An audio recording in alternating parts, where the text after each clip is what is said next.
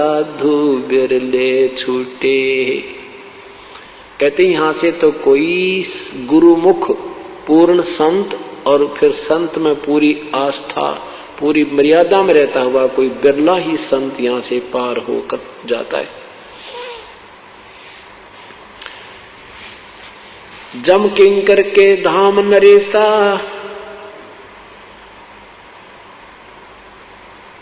जम किंकर के धाम नरेसा, सट दर्शन के बंधे केसा, विष्णुपुरी लुटी विद भारी, जहाँ चंदा बदनी कामनी नारी, भोग विलास करें जहाँ प्राणी, बोर परत हैं चारों खानी।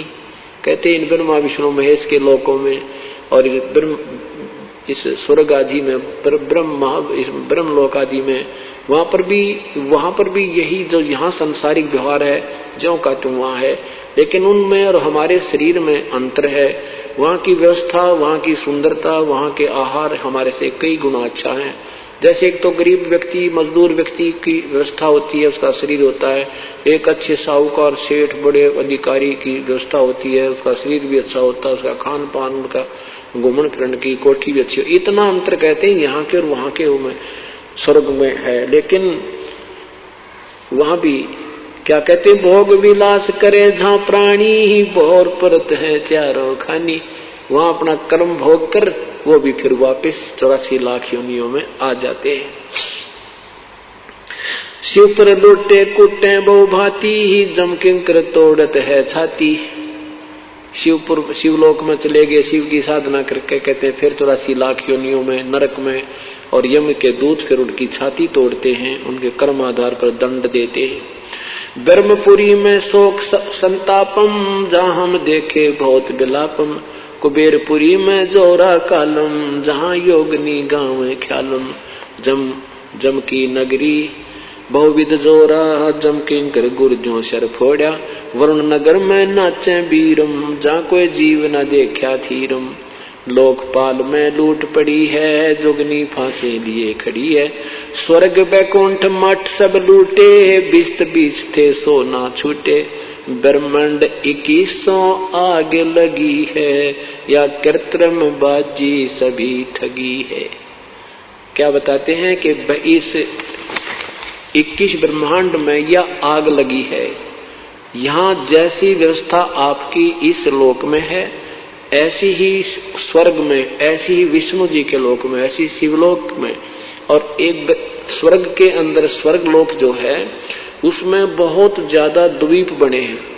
उसमें 7 करोड़, जैसे हमारी ये पृथ्वी है इससे भी बड़ी बड़ी पृथ्वी है 7 करोड़ स्वर्ग के अंदर, और उनमें अलग अलग इनके जो अच्छी आत्माएं होती हैं उनको अलग से देव बना करके उनका प्रभु बना दिया जाता है। उनका जैसे छोटा मोटा कोई चेयरमैन बना देते हैं, तो उनको अलग अलग स्थिति दे रखी है। तो परमात्मा कहते हैं तो ये कहते हैं 21 ब्रह्मांड में तो यह आग लगी है। यहाँ साधना की ऊपर के लोकों में खाली, वहां भी यही बकवादे हैं, राग द्वेष खेचा ताणी लठम लठा। आपने इतिहास पढ़े होंगे, स्वर्ग में एक बार राक्षसा ने हमला कर दिया, किसी ते भी ना मरे, विष्णु ते भी ना मरे, फिर एक पता नहीं वो एक दधीचि ऋषि था उसकी हड्डी का तीर बनवाया, फिर वह मेरे। ये सारे न्यूय कहते हैं 21 ब्रह्मांड में आग लगी है। और यह कृत्रिम यह बनावटी 21 ब्रह्मांड काल के ये सभी ठगी है। सत भक्ति ना करने से ये ऐसे ही जन्म मृत्यु में अपना जीवन व्यर्थ करते रहते हैं। तो यहाँ परमात्मा कहते हैं कि ये जो शास्त्र विरुद्ध साधक हैं, ये बेशक आपको कितने ही सिद्ध लगते हैं, कितने ही इनके अंदर सिद्धियां हैं, चाहे आकाश में उड़ जाते हैं, चाहे ये सागर समुद्रों को भी पी जाते हैं फिर वापस छोड़ देते हैं, इनकी मुक्ति नहीं है। ये साधना परमात्मा पाने की नहीं, क्योंकि शास्त्र विरुद्ध है। और शास्त्र विधि को त्याग कर मनमानी जो पूजा करते हैं उनको ना कोई लाभ होता है, ना कोई कार्य सिद्ध होता है, न ही उनको कोई सुख होता, अर्थात उनकी साधना व्यर्थ होती है। बोलो सतगुरुदेव की जय।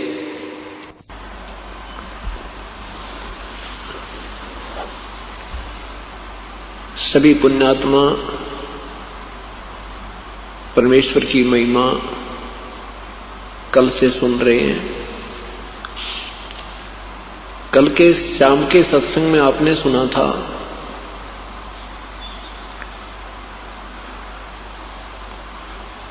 कि किस परमात्मा की क्या स्थिति है।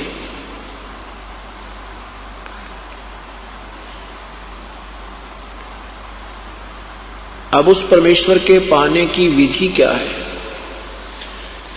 वो परमात्मा जो पूर्ण ब्रह्म है, पूर्ण परमेश्वर है, सशरीर है, जिसका नाम कबीर है, जिसके विषय में सभी सद्ग्रंथ गवाही दे रहे हैं, आंखों देखे संत उसको प्रमाणित कर रहे हैं। उसके पाने की विधि कैसी है? कौन सा वो मंत्र है जिससे परमात्मा प्राप्त किया जा सकता है, जीवन मरण पूर्ण रूप से समाप्त किया जा सकता है?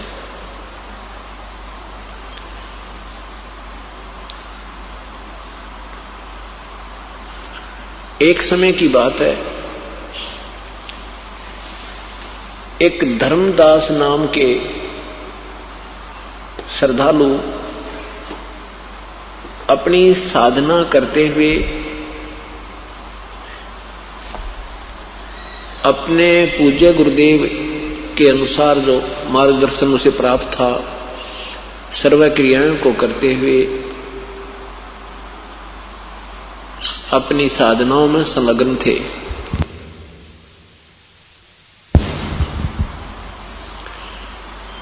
पवित्र हिंदू धर्म में जन्म होने के कारण सेठ धर्मदास जी श्री ब्रह्मा जी, श्री विष्णु तथा श्री शिव जी के गुणगान किया करते थे। ब्रह्मा तथा विष्णु तथा शिव जी की पूजा विशेष किया करते थे। हरे राम हरे कृष्ण, ओम नमः शिवाय, ओम नमो भागवते वासुदेवाय, ओम आदि मंत्रों का भी जाप करते थे। हरे राम हरे कृष्ण आदि भी जाप करते थे। विष्णु पुराण का पाठ करते थे, गीता जी का नित्य अध्ययन करते थे, स्वाध्याय करते थे, एकादशी का व्रत करते थे। गुरुदेव के बताए अनुसार 68 तीर्थों पर भी भ्रमण के लिए वो घूम रहे थे।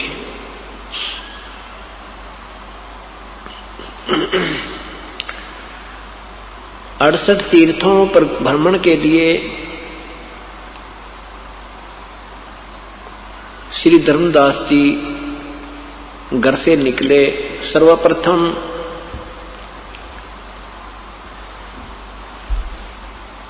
मथुरा में पहुंचे।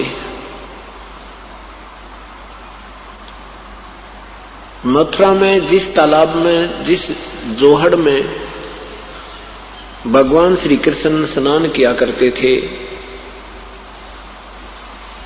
वहां जाकर के ये माना जाता है कि यहां स्नान करने से जीव का कल्याण होता है।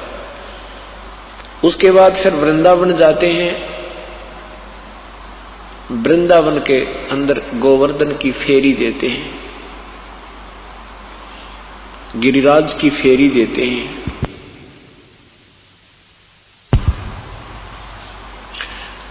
वृंदावन के बाद फिर बरसाने में भी जाते हैं, जहां की राधा जी थी। ये मथुरा जाने वाले उस तीर्थ का लाभ बताते हैं कि ये सब क्रियाएं करने से उसको बहुत लाभ होता है। इसी दृष्टिकोण से श्री धर्मदास जी मथुरा के अंदर पहुंचे। उस तालाब में स्नान किया। स्नान करके बाहर कुछ स्थान को गाय के गोबर और मिट्टी मिलाकर के स्वच्छ किया, उसको लीपा, प्लस्तर किया, मड प्लस्तर किया।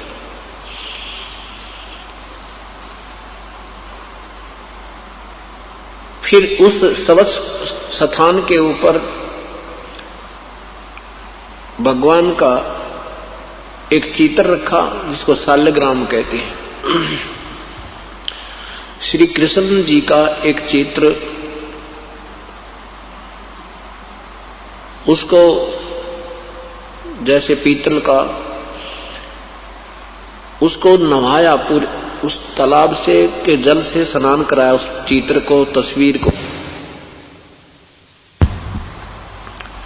उसके बाद उसको स्वच्छ कपड़े पहनाए, तिलक मुकुट रख के तिलक लगाया, सब कंठी माला डाल करके उसकी स्तुति धूप दीप किया। उसके बाद गीता जी का पाठ करने लगे।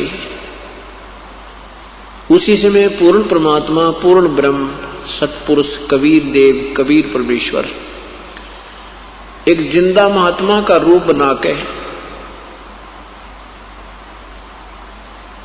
वहीं पर उपस्थित हुए। जिंदा महात्मा कौन होते हैं? मुसलमान धर्म के अंदर एक विशेष वेशभूषा होती है, काला एक कोट होता है, काला ओवरकोट जो घुटनों से भी नीचे तक का होता है, उसको चोगा भी बोलते हैं। वो काला एक कोट पहने हुए और सिर पर काला टोप पहने हुए, लंबे से चोटे का, ऐसी वेशभूषा वाले साधक को जिंदा महात्मा बोलते हैं। जिंदा महात्मा की वेशभूषा में परमेश्वर, धर्मदास जी जो अपनी साधना कर रहे थे उससे कुछ दूरी पर विराजमान हो गए, बैठ गए। धर्मदास जी ने देखा कि एक साधु आपकी क्रिया को बड़े गौर से देख रहे हैं। ऊंची आवाज में गीता जी का पाठ करने लगे।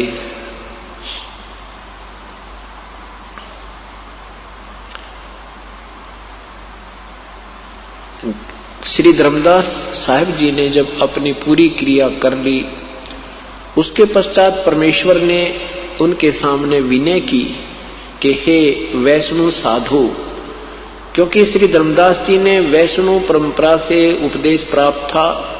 श्री रूपदास जी उनके गुरुदेव थे। वैष्णव परंपरा के संत साधु साधक की क्या पहचान होती है कि गले में एक तुलसी का एक ही मनिया होता है, मोटा सा तुलसी की लकड़ी का एक मनिया होता है, मणका, और उसको गले में सूत के धागे में डालकर लटकाए रखते हैं। उससे पहचान होती है कि ये वैष्णव परंपरा से उपदेश प्राप्त प्राणी है। मस्तिष्क पर तिलक लगाना ये भी वैष्णव परंपरा के साधुओं का ही प्रमाण पहचान होती है। उस पे 3 तिलक लगाते हैं।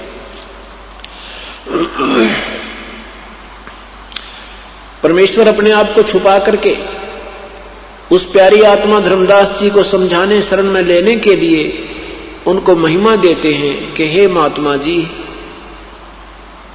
कबीर साहब कहते हैं धर्मदास साहिब जी को कि हे महात्मा जी, आपकी साधना मुझे बहुत अच्छी लगी। आप बहुत ही अच्छी तरह उच्चारण कर रहे थे। मैं बहुत जगह घूम चुका हूं, भ्रम लिया हूं, मुझे कोई सतमार्ग बताने वाला संत नहीं मिल रहा। मेरा भी कल्याण करो, मुझे भी कुछ भक्ति मार्ग बता दो। धर्मदास जी ने सोचा कि एक मुसलमान होकर और तेरी साधना से प्रभावित हुआ है तो इसका कल्याण संभव है, इसको मैं अपनी भक्ति विधि बताता हूं। धर्मदास जी ने कहा कि भगत जी देखो, मैं भगवान के विषय में बता दूंगा, लेकिन उपदेश मेरे गुरुजी देंगे आपको, उनसे आपको उपदेश दिला दूंगा। परमेश्वर ने कहा कि ठीक है, पहले मेरे प्रश्नों का कुछ उत्तर दो, मेरी शंका समाधान करो, फिर मैं आपके गुरुदेव के पास चल के उपदेश ग्रहण करूंगा। धर्मदास जी बड़े प्रसन्न हुए। धर्मदास जी ने बताया कि हम वैष्णव परंपरा से उपदेशी हैं, हम छोटी जाति वाले व्यक्ति से के संपर्क में नहीं आते, हम नीच को निकट नहीं बैठने देते, हम कोई जीव हिंसा नहीं करते और राम कृष्ण का जाप जपते हैं, गीता जी का नित्य पाठ करते हैं, श्री राम कृष्ण का जाप जपते हैं, एकादशी का व्रत रखते हैं, और अब 68 तीर्थ की यात्रा पर निकला हूं। इस प्रकार मैं स्वर्ग प्राप्ति करूंगा।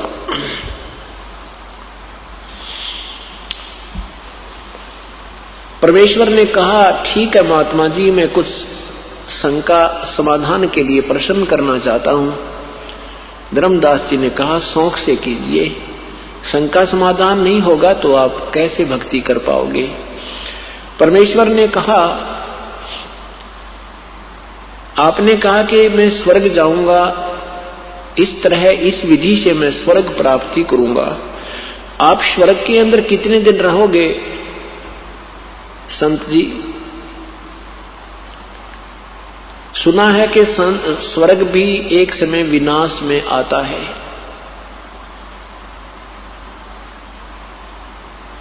और ब्रह्मा विष्णु महेश को भी अविनाशी नहीं बताया। ब्रह्मा विष्णु महेश भी नाशवान प्रभु हैं। इन्हीं की जीवन हिस्ट्री, जीवन चरित्र अर्थात पुराणों में वर्णन है।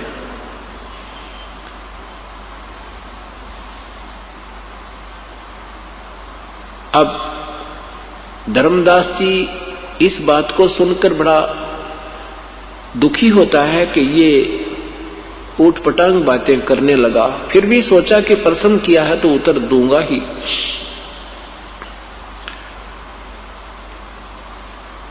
धर्मदास जी से परमेश्वर ने कहा कि देखो, 8वें अध्याय के, गीता जी के 8वें अध्याय के 16वें मंत्र में लिखा है कि ब्रह्मलोक से लेकर और नीचे तक के सारे लोग पुनर्वर्ती में हैं, अर्थात इनको ये नाशवान है, इनके प्राणियों का जन्म मृत्यु होता रहता है।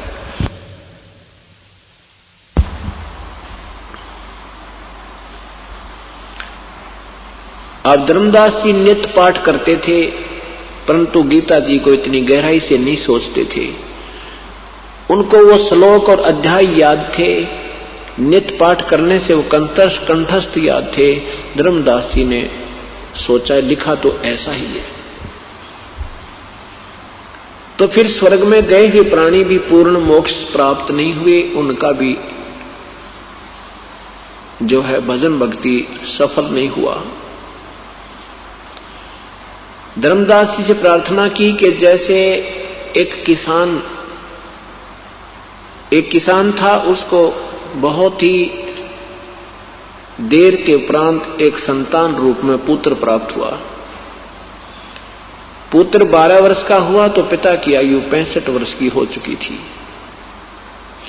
किसान ने सोचा कि मैं वृद्ध हो चुका हूं, ना जाने कब यहां से जाने का समय आ जाए, मेरा पुत्र अभी बच्चा है, इसके लिए मैं अपने इस कृषि के अनुभव को लिख देता हूं और बच्चे को कह देता हूं, बेटा जब भी तू किसी वस्तु के में किसी भी क्रिया में, किसी फसल के बीजने में अगर तू दिक्कत महसूस करे तो मेरे द्वारा लिखे हुए इस अनुभव का सहयोग लेना और इसको पढ़ लेना। पिता की मृत्यु हो जाती है और वो पुत्र प्रतिदिन पिता के अनुभव को एक बार पाठ कर लेता है और जैसे पिता ने उसमें लिखा है ऐसे वो क्रिया कर नहीं रहा तो क्या वो सफल हो जाएगा अपने कृषि के व्यवसाय में? धर्मदास जी को परमेश्वर ने प्रश्न किया। धर्मदास जी ने कहा कि ये तो हो ही नहीं सकता, वो तो जैसा उसके पिताजी ने अनुभव लिखा है ऐसे वो पुत्र करेगा तो उसकी फसल तैयार होएगी। प्रभु ने कहा कि ठीक इसी प्रकार प्यारी आत्मा, जो गीता जी में लिखा है ऐसा आप करोगे तो आपको प्राप्ति होगी, जो भी आप उद्देश्य रखते हो। और यदि गीता जी के पाठ को नित्य करते हो, उसके विपरीत क्रिया करते हो तो आपको क्या मिलेगा? सफलता या असफलता? धर्मदास जी चुप हो गए।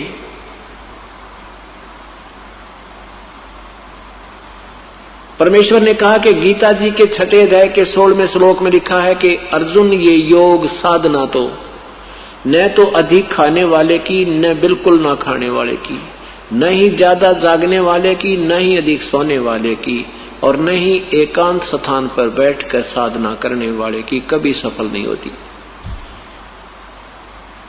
बिल्कुल न खाना, व्रत रखना, एकादशी के व्रत में केवल जलपान करते हैं, वो भी शाम के समय थोड़ा सा, नहीं आहार नहीं करते। अब तो क्योंकि अब समय बदलता जा रहा है, अपनी अपनी क्रियाएं बदलती जा रही हैं, लेकिन पूर्ण एकादशी के व्रत को बिल्कुल आहार नहीं किया जाता। तो परमात्मा ने कहा कि जब तुम, गीता जी मना कर रही है कि व्रत मत करो और तुम व्रत कर रहे हो, तो गीता जी की अवहेलना कर रहे हो, शास्त्र विधि त्याग का मनमानी पूजा कर रहे हो। हरे राम हरे कृष्ण सीताराम राधे श्याम राधे राधे श्याम मिला दे, ये क्या गीता जी में कहीं लिखा है? गीता जी में लिखा है 8वें अध्याय के 13वें श्लोक में कि ओम इति एक अक्षरम ब्रह्म व्यवहारण माम अनुसमरण, यह प्रयाति तजन देहम सयाति परमाम गतिम। मेरा तो एक अक्षर का ओम नाम है, मुझ ब्रह्म के सिमरण करने का उच्चारण करके ओम ओम ओम ओम ओम ओम ऐसे, और जो इस तरह साधना अंतिम श्वास तक करता है वो मेरे वाली परम गति को प्राप्त होता है। ये हरे राम राधे कृष्ण सीताराम ओम नमः शिवाय ओम नमो भगवते वासुदेव, ये मंत्र मनमुखी है, मनमानी साधना, मनमाना आचरण है। इसके विषय में पवित्र गीता जी के अध्याय नंबर 16 के मंत्र नंबर 23-24 में कहा है कि जो शास्त्र विधि को त्याग कर मनमाना आचरण अर्थात पूजा करते हैं, उनको ना कोई सुख हो है, ना कार्य सिद्ध हो है, ना ही उनकी कोई गति हो है, यूजलेस प्रयत्न है। अब धर्मदास उस परमेश्वर के मुख की तरफ देख रहा है कि ये मुसलमान होकर के और गीता को इतने प्यारे ढंग से विवरण कर रहा है, ये कहानी क्या है? मुसलमान लोग तो अपने कुरान शरीफ के अतिरिक्त किसी शास्त्र को छूते भी नहीं।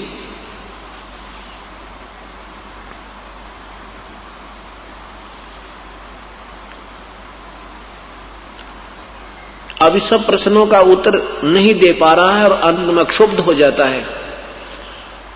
दुखी होकर के धर्मदास सोचता है कि मुसलमान है, इसने कहीं से सुन लिया होगा किसी से और हमारे हिंदू धर्म की बेइज्जती करना चाहता है। इस बात से दुखी होकर, क्रोधित होकर धर्मदास ने कहा कि जिंदा जबान संभाल कर बात करना। आप मेरे गुरु बनना चाहते हैं या मेरे से कुछ प्रश्न ज्ञान प्राप्त करना चाहते? इतना जब उन्होंने कहा तो परमात्मा अंतर ध्यान हो गए, अदृश्य हो गए, उसके सामने से एकदम गायब हो गए। अब धर्मदास जी भयभीत हो गए कि ये तो कोई देव पुरुष था, ये कोई सिद्ध महात्मा थे और प्रश्न जो कर रहे थे वो बिल्कुल कांटे के थे। अपनी नादानी और नालायकी पर पश्चाताप करते हैं कि ऐसे महापुरुष के साथ मैंने ऐसा बद व्यवहार नहीं करना था, दुर्व्यवहार नहीं करना चाहिए था।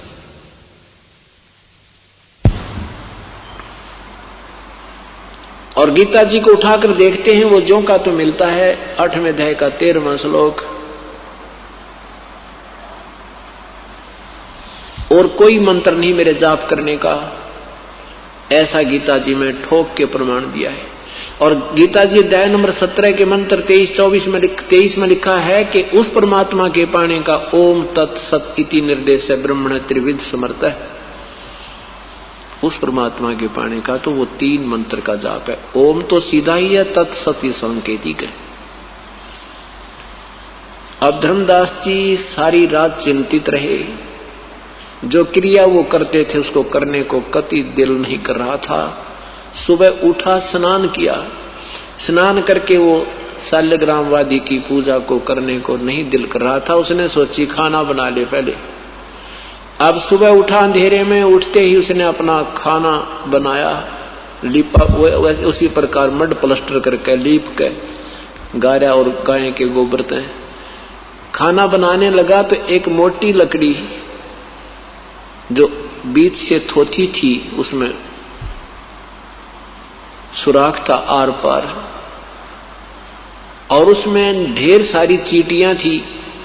वो धर्मदास को अंधेरे में दिखाई नहीं दी।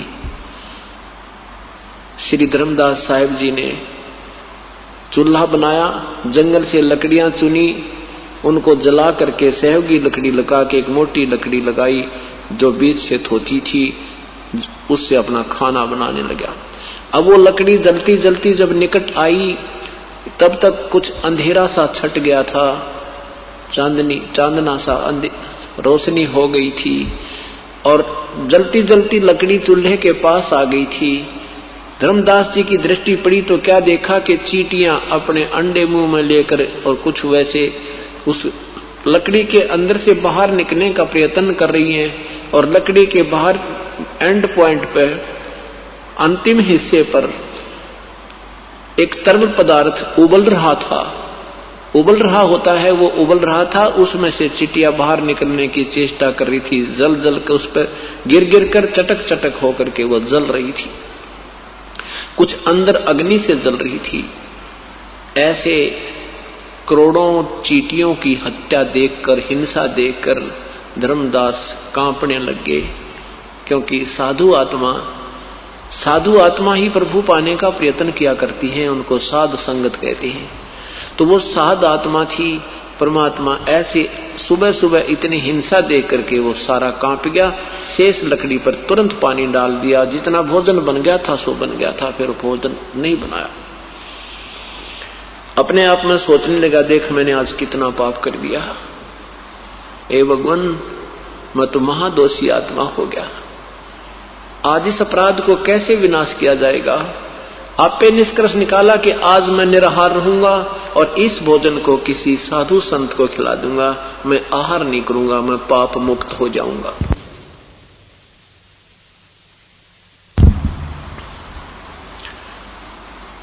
उस सारे भोजन को उठा करके धर्मदास जी चल पड़े संत की तलाश में, वही पूर्ण परमात्मा, पूर्ण ब्रह्म, सतपुरुष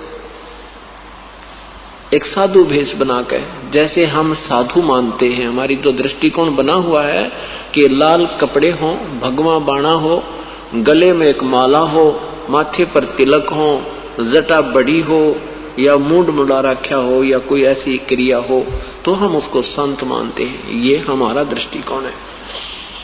लेकिन परमात्मा के लिए ये दृष्टिकोण नहीं है, ये तो ऊपरी दिखावा है। जिसमें सतभक्ति और सतज्ञान है वही साधु होता है, वो चाहे कैसी वेशभूषा में। धर्मदास जी की दृष्टि पड़ी के सामने साधु बैठा है, उनके चरणों में प्रणाम किया और आहार रख दिया सामने और कहा प्रभु भोजन पाओ। हे महात्मा जी आहार करो, आपको भूख लगी होगी।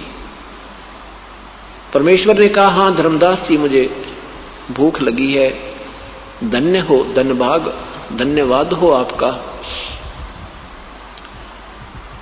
अब धर्मदास जी ने सोचा कि ये व्यक्ति मैंने कभी देखा नहीं, इसने मुझे नाम से पुकारा है। सोचा कि मैं बहुत बड़ा सेठ हूं, भंडारे करता रहता हूं, ये कभी भंडारे में आया होगा, मैंने इसको दान दक्षिणा दी, इस करके मेरा नाम जानता होगा। आप पे आप मन में ऐसा सोचकर कहा प्रभु भोजन पाओ। परमेश्वर ने क्या किया कि अपने लोटे से जल लिया, एक मंत्र बुदबुदाया और उस जल के छींटे उस आहार पर, भोजन पर लगाए। जल के छींटे लगते ही सारा का सारा आहार की चींटियां बन गई, वह कीड़ी बन गई, सारी थाली काली होगी, चींटियां बाहर निकल रही हैं थाली से। जब देखा उसी रूप में आगे जो पहले दिन वार्ता हुई थी, उस जिंदा वाले महात्मा के रूप में परिवर्तित हो गए प्रभु, और कहा धर्मदास तू कह रहा था मैं जीव हिंसा नहीं करते, हम वैष्णव साधु हैं, तेरे से तो कसाई भी अच्छे भाई। इस बात को सुनकर धर्मदास और सामने देख के उसी प्रभु को चरणों में गिर गए और कहा मेरा दोष क्षमा करो प्रभु, मैंने आपको कल आप शब्द बोल दिए। हे परमेश्वर हम अल्प बुद्धि हैं, आपका ज्ञान अनमोल है। पुराने रंग के आधार से और ये बुरी आदत अपनी गलती को ना मानने वाली, ये भी मेरे अंदर समावेश थी प्रभु, इस करके मैंने आपके सत्य ज्ञान को भी स्वीकार। आपके बिछुड़ने के उपरांत प्रभु मैं बहुत दुखी हुआ। हे परमात्मा मुझे नींद नहीं आई रात्रि में, ए मालिक, मुझे और ज्ञान सुनाओ, मुझे और मार्ग बताओ, मेरी इच्छा हो गई है। सचमुच आपने जो बताया वही अब गीता जी को मैंने पुनर्देखा। आपने बताया कि ब्रह्मा विष्णु महेश नासवान है, मैंने उनको फिर देखा। सचमुच प्रभु ज्यों का त्यों लिखा है। हे परमात्मा, ये ज्ञान आज तक हमें किसी ने नहीं बताया। तब पूर्ण परमात्मा समझाने लगे उस प्यारी आत्मा को।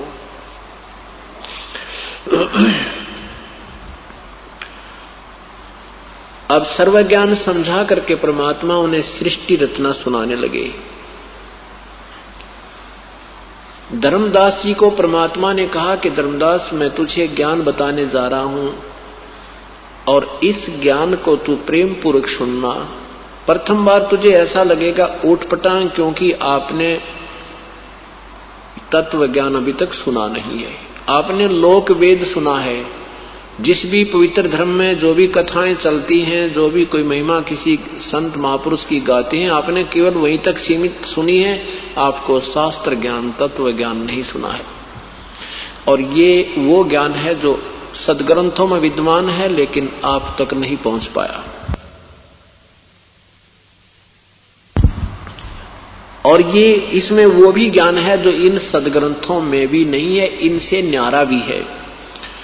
कुछ ये ज्ञान अपने आप के सदग्रंथों में है और कुछ इससे बाहर का है। वो ज्ञान मैं बताने आया हूं उस पूर्ण परमात्मा का। क्या बताते हैं कि आपने गीता अध्याय नंबर 4 के मंत्र नंबर 5 में पढ़ा होगा। गीता बोलने वाला प्रभु कहता है कि अर्जुन, तेरे और मेरे बहुत जन्म हो लिए, तू नहीं जानता, मैं जानता हूं। अध्याय नंबर 2 के मंत्र नंबर 12 में कहा कि अर्जुन, मैं और तू तथा ये सब सैनिक पहले भी थे और आगे भी होंगे, ये ना सोच के अब ही वर्तमान में है। अध्याय नंबर 2 के, गीता जी के अध्याय नंबर 2 के मंत्र नंबर 17 में कहा कि वास्तव में अविनाशी तो उनको जान, उसको जान जिससे ये सब ब्रह्मांड व्याप्त हैं, और उस अविनाशी का वध करने में कोई भी समर्थ नहीं है। गीता जी के अध्याय नंबर 15 मंत्र 16 और 17 में लिखा है, 2 प्रभु हैं, एक क्षर पुरुष ये ब्रह्म है, अक्षर पुरुष ये परब्रह्म है। इन दोनों से न्यारा एक अविनाशी प्रभु इन दोनों से भी भिन्न है, और वही वास्तव में अविनाशी परमात्मा परमेश्वर कहा जाता है। उस परमेश्वर के विषय में ना गीता बोलने वाला प्रभु जानता है, ना वेद बोलने वाला प्रभु जानता है। अन्य ऋषि और महर्षि तो कहां जानेंगे जब ब्रह्मा विष्णु महेश भी नहीं जानते। उस प्रभु के बारे में गीता जी के अध्याय नंबर 4 के मंत्र नंबर 34 में कहा कि अर्जुन, उस तत्व ज्ञान को, परमात्म तत्व को, पूर्ण परमात्मा के बारे में विषय में जो वास्तविक ज्ञान है, उस तत्व ज्ञान को किसी तत्वदर्शी संतों के पास जाकर उनसे सुन, उनको विनय पूर्वक प्रार्थना कर, फिर वो पुण्यात्मा, वो महापुरुष तुझे जैसा मार्गदर्शन करें ऐसे तू साधना कीजिए। जो आज तक किसी को ज्ञान नहीं है, ये वो ज्ञान आज मैं बताने आया हूं।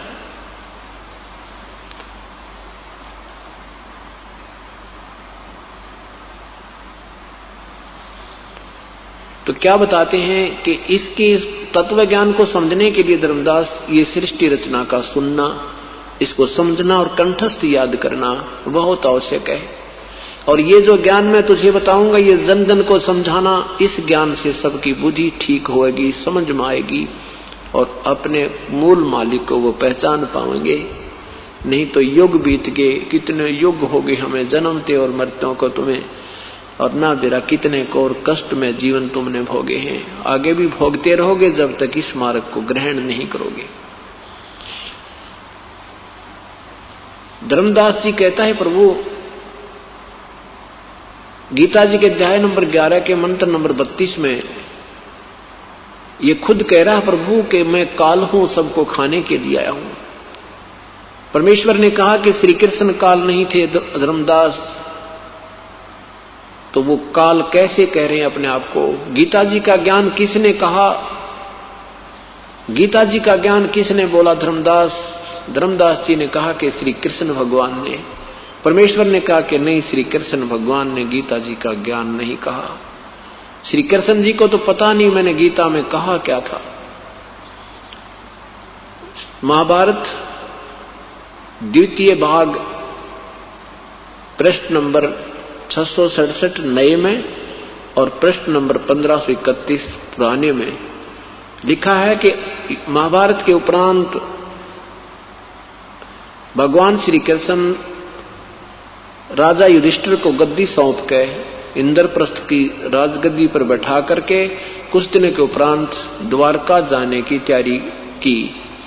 सभी ने मिलकर प्रार्थना की कि हे भगवान, हमें एक सत्संग सुना कर जाओ ताकि हम आपके उपदेशों के आधार पर अपना जीवन भी सफल करें और कोई जीवन में गलती ना कर दें। आप हमारे गुरु हो, क्योंकि भगवान श्री कृष्ण पांडव और यादवों के धार्मिक गुरु थे। भगवान श्री कृष्ण ने वो स्थान और समय निहित कर दिया। निश्चित स्थान पर सत्संग प्रारंभ होना था। उससे पूर्व अर्जुन और श्री कृष्ण घूम रहे हैं, श्रोतागण आकर के बैठ रहे हैं, अपना अपना स्थान ग्रहण कर रहे हैं। तब अर्जुन ने कहा कि प्रभु, वही गीता जी का ज्ञान हमें फिर सुनाना जो आपने मुझे युद्ध के दौरान सुनाया था। मैं भूल गया बुद्धि दोष के कारण। भगवान श्री कृष्ण ने कहा कि अर्जुन, तू बड़ा बुद्धिहीन है, तू श्रद्धाहीन है, ऐसे अनमोल ज्ञान को तूने याद क्यों नहीं रखा? फिर स्वयं कहते हैं कि अर्जुन, मैं उसको अब ज्यों का त्यों पुनर् नहीं बता सकता, मुझे याद नहीं। विचार कीजिए धर्मदास जी, परमात्मा कह रहे हैं कि वक्ता कह रहा है कि मुझे याद नहीं, और श्रोता को कह रहा है कि तूने बुद्धिहीन याद क्यों नहीं रखा।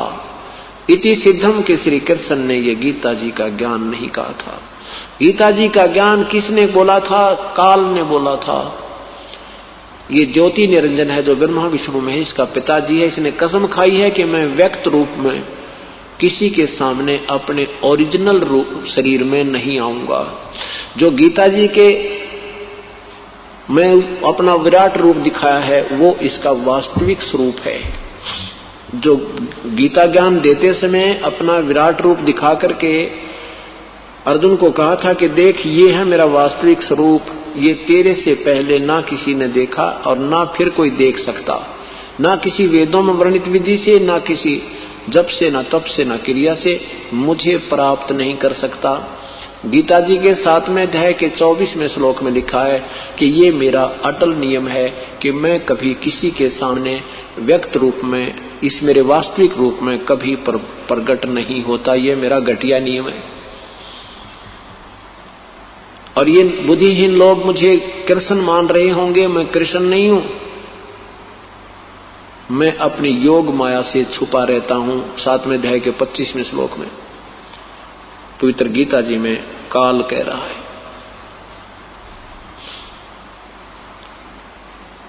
गीता जी के अध्याय नंबर 11 मंत्र 47-48 में कहा कि अर्जुन, ये मेरा वास्तविक स्वरूप है, इसको किसी भी क्रिया से, ना वेदों वर्णित विधि से, ना कोई पहले देख सका, ना आगे देख सकता। ये तो मैंने तेरे पे मिहिर करके दिखाया है। वो विराट रूप जो काल ने दिखाया था वो उसका वास्तविक स्वरूप है धर्मदास जी। यदि वो रूप स्वरूप विराट रूप श्री कृष्ण जी ने दिखाया होता तो ये नहीं कहते कि मैं ये पहले किसी ने नहीं देखा, क्योंकि भगवान श्री कृष्ण विराट रूप अपना कौरवों की सभा में दिखा चुके थे। जब कौरव पांडवों का आपस में भाई बंटवारा नहीं हो रहा था, उसके लिए भगवान श्री कृष्ण 3 बार शांति दूत बनकर गए थे। और दुर्योधन इस बात को भी सहमत नहीं हुआ था कि पांडवों को 5 गांव दे दूं, तो भगवान ने उसको कुछ शब्द, करड़े शब्द बोले थे, जिससे दुर्योधन ने भगवान श्री कृष्ण को अरेस्ट करने का आदेश सैनिकों को दे दिया था। उस समय भगवान श्री कृष्ण ने अपना विराट रूप दिखाया था, जिससे कौरव घबरा गए थे, भगवान बाहर आ गए थे।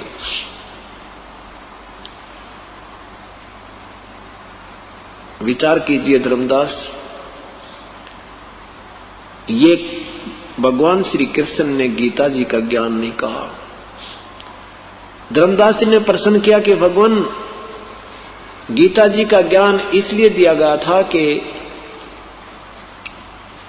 अर्जुन अक्षत्रिय धर्म का पालन नहीं कर रहे थे। यदि श्री कृष्ण जी गीता जी का ज्ञान देकर युद्ध ना करवाते तो अक्षत्रिय हो जाते, सब नियम भंग हो जाते। भगवान परमेश्वर ने कहा, पूर्ण ब्रह्म ने कहा कि अर्जुन ऐसा भी नहीं है, श्री कृष्ण जी ये अनर्थ नहीं कराना चाहते थे। वो तो 3 बार प्रार्थना करने के लिए गए थे, कौरव और पांडवों से बहुत विनय की थी। अंत में ये भी कह दिया था कि मैं हथियार भी नहीं उठाऊंगा, एक तरफ मेरी सेना होगी, एक तरफ मैं होऊंगा, मैं हथियार नहीं उठाऊंगा, कसम खाता हूं। क्योंकि परमात्मा चाहते थे, श्री कृष्ण जी चाहते थे कि ये जुल्म ना हुए। ये तो धर्मदास काल की कलाबाजी थी भाई। जैसे मथुरा में कंस वध होने के उपरांत राजा अग्रसेन जी ने अपने धोते श्री कृष्ण जी को मथुरा की बागडोर संभाल दी थी। भगवान श्री कृष्ण छोटी आयु के थे। एक काल्यवन नाम का एक राजा को पता लगा कि मथुरा का शासक एक बहुत ही बालक सा बैठा है और उस मथुरा को मैं हड़प लेता हूं, मथुरा को मैं पराधीन कर देता हूं। इस उद्देश्य से 18 करोड़ सेना लेकर के श्री कृष्ण जी के ऊपर, मथुरा के ऊपर उस काल्यवन ने चढ़ाई कर दी। उससे कुछ ही दिन पूर्व नारद जी ने आकर के भगवान श्री कृष्ण को बताया था कि भगवान यहाँ एक गुफा है निकट ही, उसमें एक मुचकंद नाम का राक्षस राजा रहता है। उसके अंदर एक सिद्धि है कि वो 6 महीने सोता है, 6 महीने जागता है। जब वो जागता है तो युद्ध ही करता रहता है और सोता है तो उसको कोई उठा दे बीच में कच्ची निद्रा से, तो उसके अंदर एक सिद्धि है कि उसकी आंखों से अग्निबाण छूटते और सामने वाला का तुरंत वध हो जाता है। वो छुप कर सोया हुआ है।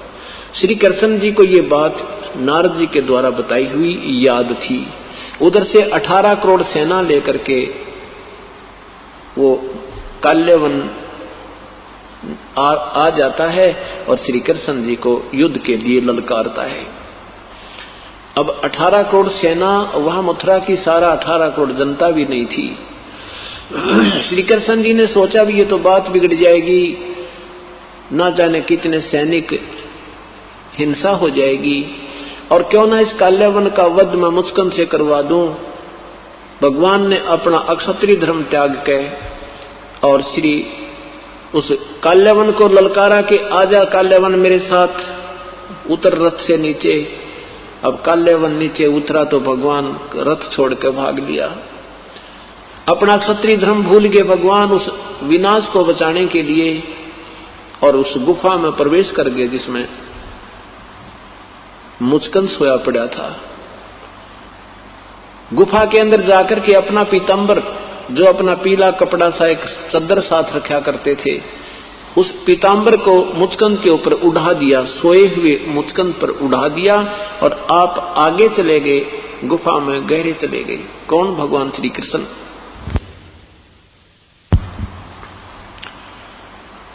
काल्यवन ने देखा कि कृष्ण गुफा में प्रवेश कर गया है, तो मुचकंद और काल्यवन आराम से चल रहा कि बच्चा अब कहां जाएगा, अब तुझे अच्छी तरह देख लूंगा, अब तो तू फंस गया। आगे जाकर देखा कि एक व्यक्ति सोया पड़ा है। उसने मुचकंद को श्री कृष्ण जानकर कहने लगा, अरे कायर, तू मेरे से डर के यहां के छुप के सो गया। मुचकंद की टांग पकड़ के और मरोड़ दी श्री कृष्ण जान के। अब मुचकंद की निंद्रा भंग हुई, उसमें एक सिद्धि थी, आंखों से अग्निबाण छूटे और काल्यवन वहीं ढेर हो गया, मर गया। अब श्री कृष्ण जी ने पकड़ के उस मुचकंद के पैर और घसीट कर लाया, बाहर उनकी सेना के सामने पटक दिया। राजा की हार सेना की हार मानी जाती थी, राजा की मृत्यु सेना की हार मानी जाती थी। तो सभी सैनिकों ने काल्यावन के सैनिकों ने अपने हथियार डाल दिए और अपने राजा का शव लेकर चल पड़े और कह गए कि कृष्ण जी हम फिर आएंगे, अब तुझे बख्शेंगे नहीं, अपना नया राजा नियुक्त करके। श्री कृष्ण जी ने सोचा ये तो पागल इंसान है, ये फिर आएंगे, फिर झगड़ा होगा। इसलिए विश्वकर्मा को जी को बुला करके कहा, विश्वकर्मा एक ऐसा स्थान ढूंढ ले कि उस समुद्र में जो 3 तरफ से पानी हो, समुद्र हो, एक रास्ता हो, एक द्वार हो, उस द्वार का एक द्वार वाली नगरी श्री विश्वकर्मा जी ने भगवान श्री कृष्ण के आदेश से तैयार कर दी। उधर से भगवान ने अपना सारा बोरिया बिस्तरा लाद के और प्रस्थान कर दिया, सारी मथुरा खाली कर दी और द्वारका में पहुंच गए। तो धर्मदास जी को भगवान कह रहे हैं कि धर्मदास विचार करो इन बातों पे। श्री कृष्ण ये विनाश कराना नहीं चाहते थे। जब स्वयं वो अपने अक्षत्रिय धर्म को छोड़ सकते हैं, क्या दूसरे को अक्षत्रिय धर्म की आड़ में विनाश करवा सकते हैं? ललकार उसको तैयार कर सकते हैं, प्रेरणा दे सकते हैं। धर्मदास सुन्न हो गया, तेरे की सचमुच हम रोज पढ़ते थे इन कथाओं को, पर ये जोड़ जुगाड़ मारे तो जुड़ा नहीं। देखो पुण्यात्माओं, जैसे किसी दुकान में सारे स्पेयर पार्ट रखे और जेन्युइन रखे, लेकिन उनको जोड़ने वाला इंजीनियर ना हो तो न गाड़ी बन सकती है, न को इंस्ट्रूमेंट बन सकता है। अब ये अपने सदग्रंथ की कथाएं वो जेन्युइन स्पेयर पार्ट हैं, वो आज भी ज्यों के त्यों हैं और पहले भी थे। अब इन समापुरुषों ने इनका जोड़ जुगाड़ जोड़ नहीं सके, इसलिए वो तत्व ज्ञान नहीं प्राप्त हुआ। अब ये तत्व ज्ञान इसी को कहते हैं जो निष्कर्ष निकालकर और आपके सामने पेश कर दिया जाए, फिर बुद्धिजीवी समाज शीघ्र समझ जाता है। अब धर्मदास कति चुप हो गया। परमात्मा कहते हैं धर्मदास श्री कृष्ण जी के पास आकर के पशु पक्षी भी प्यार पाते थे, वो काल नहीं था।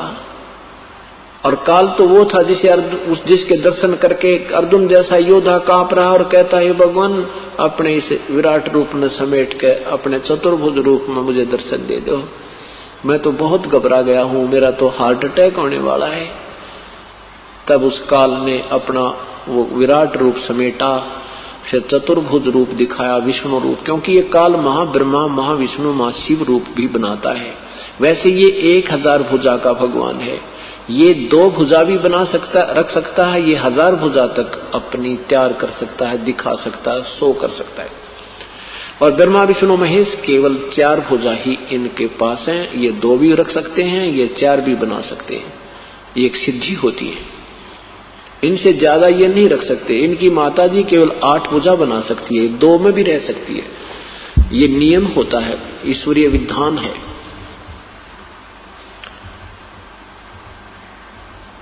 तब धर्मदास ने कहा, परमात्मा ने कहा धर्मदास कितने जन्म हो गए तुमने मरते और जन्मतों को, क्या प्राप्त हुआ तुझे? आज तू सेठ है, कल ना जाने तो कौन सी योनि में प्राप्त होगा, ना जाने कौन से नरक में तुझे डाला जाएगा, ये काहे का जीवन है? तब धर्मदास बोला, हे भगवान, हे परमात्मा, हम कैसे कैसे फंस गए यहां पर, ये क्या कहानी है? इसके लिए परमेश्वर ने कहा कि अब सुन ले ये राम कहानी जो मैं तुझे सुनाना चाहता हूं, जिससे तेरा अंधेरा हटेगा, अज्ञान दूर हो जाएगा और हर शास्त्र तेरी समझ में आएगा। ये सृष्टि रचना सुनो।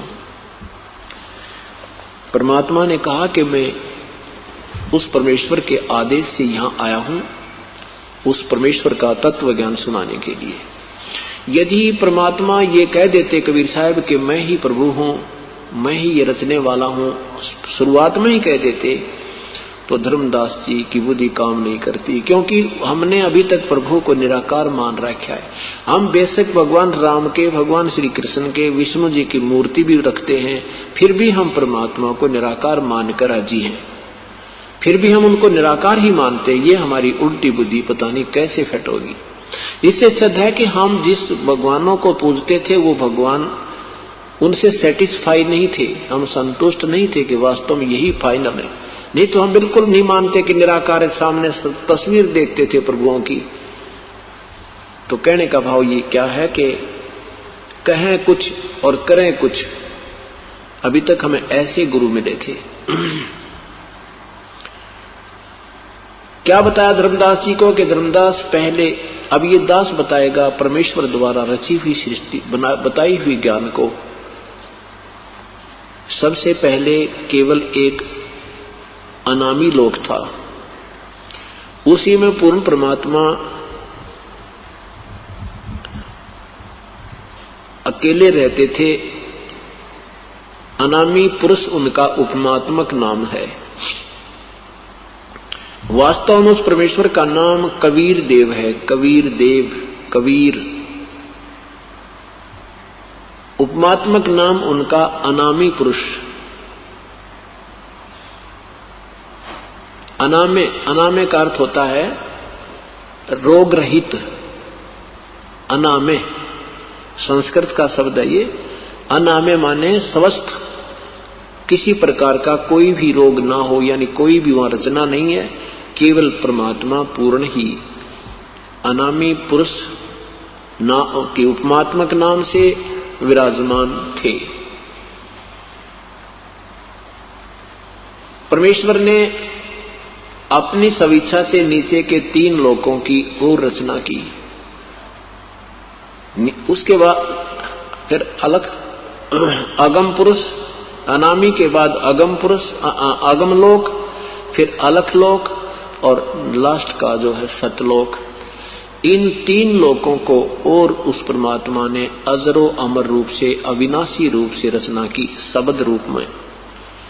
अर्थात ऊपर के 4 लोक अब वर्तमान में सतपुरुष ने, ये सतलोक, अलखलोक, अगम लोक और अनामी लोक, ये चारों लोक तो बिल्कुल अविनाशी हैं। इनका कभी विनाश नहीं होगा। वहां रहने वाले प्राणियों का भी कभी नष्ट नहीं होते, कभी मृत्यु जन्म नहीं होता। उसमें प्राणी कैसे उत्पन्न आए, उसी पूर्ण परमात्मा ने अपने 3 रूप और बनाए।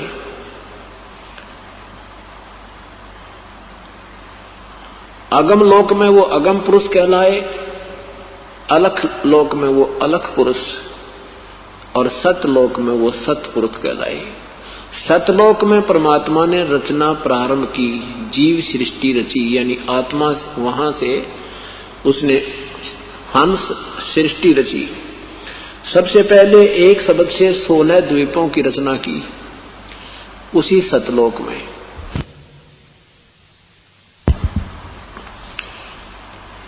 फिर 16 शब्द उच्चारण किए, उसमें 16 पुत्रों की उत्पत्ति की। 16 पुत्रों को एक एक द्वीप में रहने का आदेश दिया।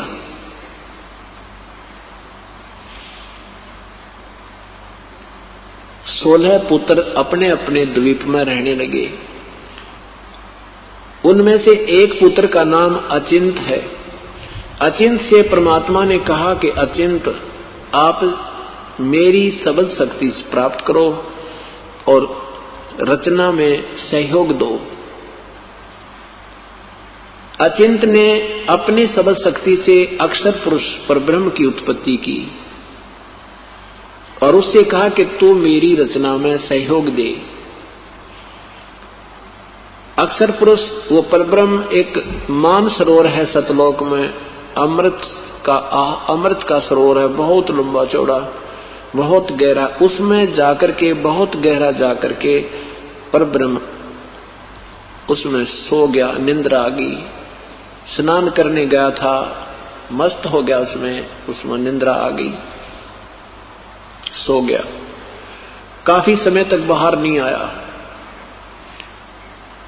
तब सतपुरुष ने, पूर्ण परमात्मा ने उसी जल को उठा करके, उसी सरोवर से जल लेकर के अपनी सबल शक्ति से एक अंडा बनाया और अपनी सबल शक्ति से उसमें एक आत्मा प्रवेश की। एक बहुत बड़ा अंडा, उस अंडे को जल में छोड़ा, उस सरोवर में छोड़ा। गड़गड़ गड़गड़ करता हुआ वो अंडा जब नीचे जाने लगा, उसकी गड़गड़ाहट से अक्षर पुरुष की निंद्रा भंग हुई।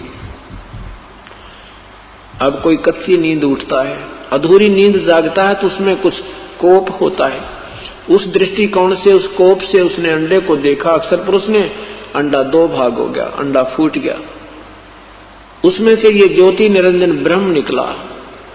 परमेश्वर ने आकाशवाणी की, क्या हो तुम दोनों बाहर आ जाओ।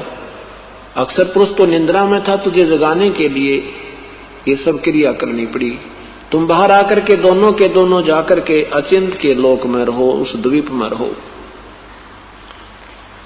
और उसके बाद परमात्मा ने अचिंत से वो शक्ति वापस ले ली कि अब तू रचना नहीं रचेगा, क्योंकि परमात्मा ये दिखाना चाहते थे कि तुम रचना नहीं रच सकते, कहीं बाद में फिर तुम्हारे मन में खोट आ जाए। ये दिखा देना चाहते थे कि तुम समर्थ नहीं हो। उसके बाद ये तीनों के तीनों एक द्वीप में रहने लगे। उसके उपरांत परमात्मा ने, पूर्ण ब्रह्म ने, सतपुरुष ने, कबीर देव ने हम सभी आत्माओं को अपने शब्द शक्ति से, अपने वचन शक्ति से, अपने ही शरीर से हम सबकी उत्पत्ति करती, अनगिन असंख्य आत्माओं की। वहां हमारा मनुष्य जैसा शरीर और 16 सूर्य जितना तेज नूर, इतना हमारे शरीर में इतनी रोशनी, इतनी सुंदर रोशनी जिसमें गर्मी ना हो, वो कितना सुंदर लगता है। क्योंकि ये हमारी आंखें हैं, ये चरम दृष्टि है, ये ज्यादा लाइट सहन नहीं कर सकती, लेकिन वहां जो हमारी आंखें हैं वो दिव्य दृष्टि है। वो जितना ज्यादा रोशनी होगी उतना ही ज्यादा अच्छा लगता है। तो वहां हमारा 16 सूर्य जितना प्रकाश एक आत्मा के शरीर का होता है। हम वहां आनंद से रह रहे थे, वहां अपने परिवार हैं, हर प्रकार की वहां व्यवस्था है, कोई आहार की कमी नहीं, तेज पुंज का आहार है, बहुत स्वादिष्ट। वहां के सब फल हैं, दूध हैं, सरोवर भरे हैं दूध, और वहां के अमृत सरोवर हैं, अमृत आहार है, तेज पुंज के वृक्ष हैं, तेज पुंज के उसमें फल लगे हैं, तेज पुंज से वहां प्रकाश है, वहां लोक भी प्रकाशित है, वहां के जीव भी, आत्मा भी प्रकाशित है, प्रभु भी सब प्रकाशित है, सब साकार है, बहुत सुंदर व्यवस्था है। वो वहां हमारा मूल स्थान जीने और रहने का है। यहां जीने का नहीं, यहां मृत्यु की चिंता ज्यादा रहती है। अब बहुत समय बीत गया तो एक दिन इस क्षर पुरुष ज्योति निरंजन अर्थात काल इस ब्रह्म के आत्मा में अधूरी सोच उठी।